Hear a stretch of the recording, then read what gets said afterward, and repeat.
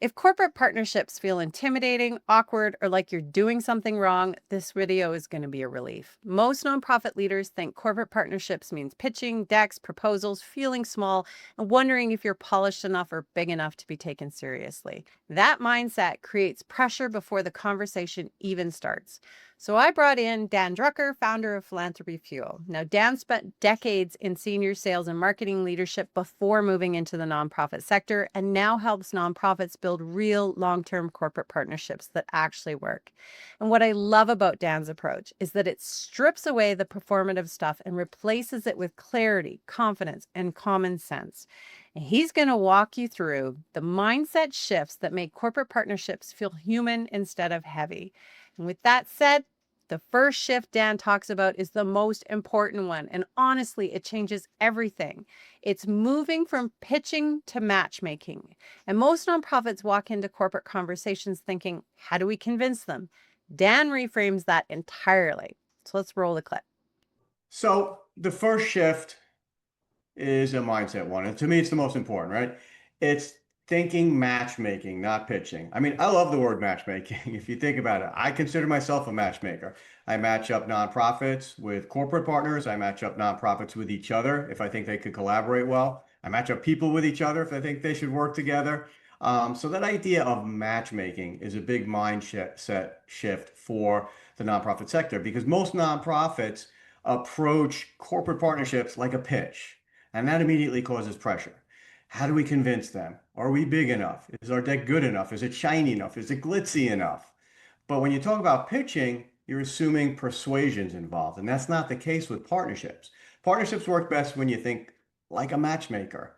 Corporations, they've already got goals. They got goals of engaging employees, building trust with communities, living their values more visibly to all their different stakeholders, and then standing out in authentic ways. So your job as a nonprofit profit is not to manufacture interest. It's to identify the overlap in audience, overlap in values, overlap in messaging. We'll talk about that later, but that really reframes everything. You're no longer chasing. You're evaluating fit. You're having conversations, not presentations. And that's where I think smaller nonprofits actually have an edge because they're closer to the work, they're closer to community, they're closer to the impact, and that makes it more human and more authentic, and therefore it resonates better with the businesses, the corporations they're trying to partner with.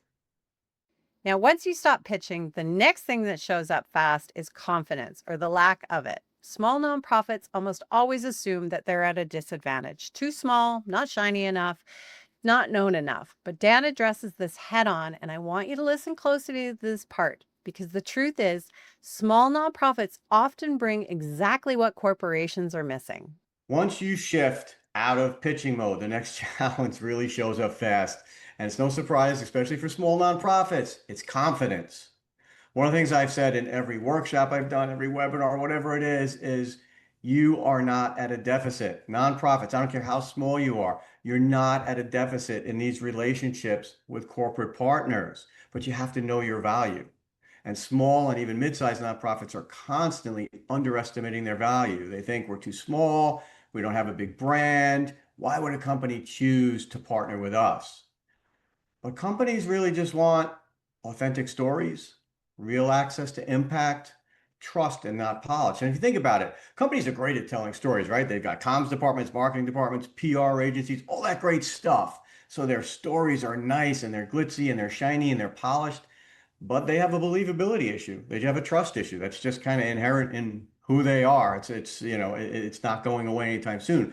But if they can partner on those stories with an impact organization like a small nonprofit, suddenly they get that trust, that community reach that they're missing, but that they so desperately need to elevate their brand and get loyal customers and loyal staff. So for a nonprofit, knowing your value doesn't mean being arrogant about the leverage you bring to the table. It means being clear, and that clarity allows the nonprofit to show up as a peer rather than a petitioner, and to say no to misaligned opportunities and focus on relationships that actually make sense for your nonprofit. And it's different for each one, but that alignment is critical.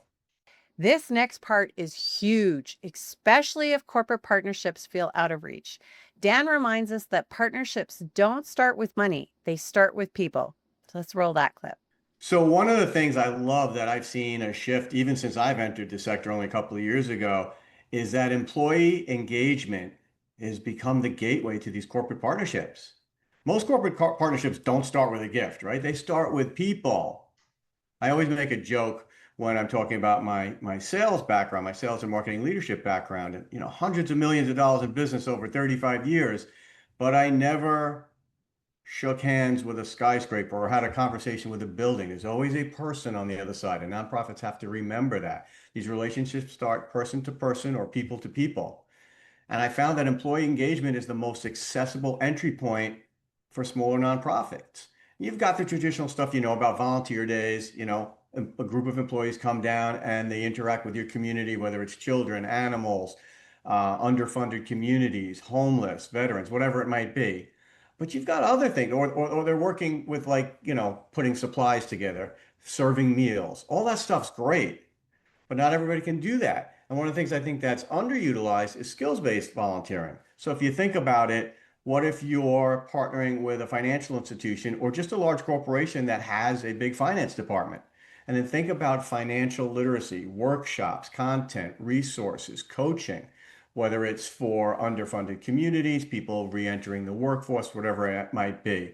Same thing with human resources departments, job skills training, career advice, resume writing skills, interviewing skills. Again, if you serve communities where this is going to be important, like people re-entering the workforce after, illness, addiction, incarceration, veterans now coming back and going into the workforce, underfunded communities again, this is so valuable. And then the last part of it is advocacy. Think about little nonprofits with their one-person comms department, which isn't even a one-person comms department. It's somebody who's wearing 14 hats, and one of them is comms.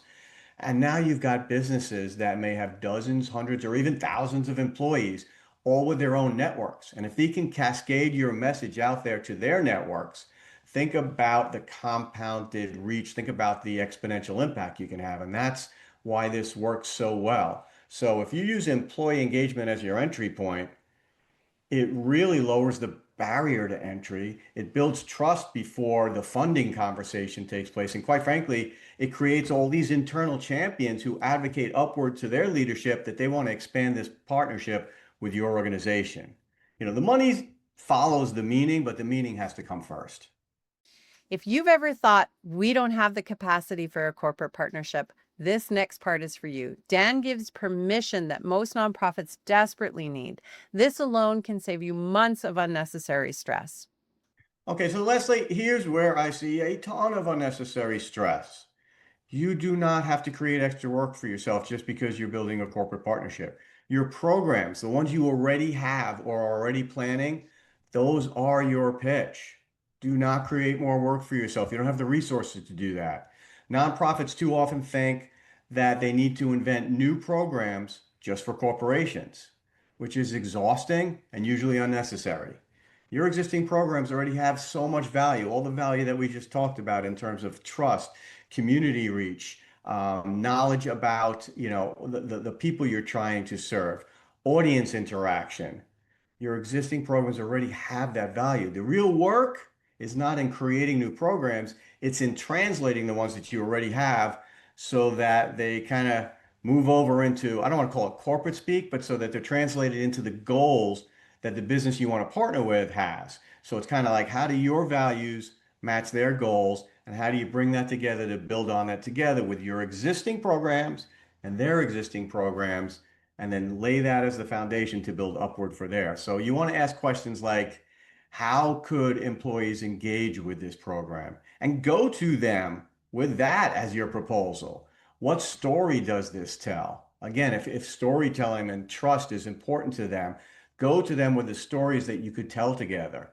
What outcomes matter to their corporate audience? Again, talk about how they can share their values with their various different stakeholders. That's the type of conversations you want to be having, because corporations, they're not looking for complexity. And quite frankly, they don't want to guide this.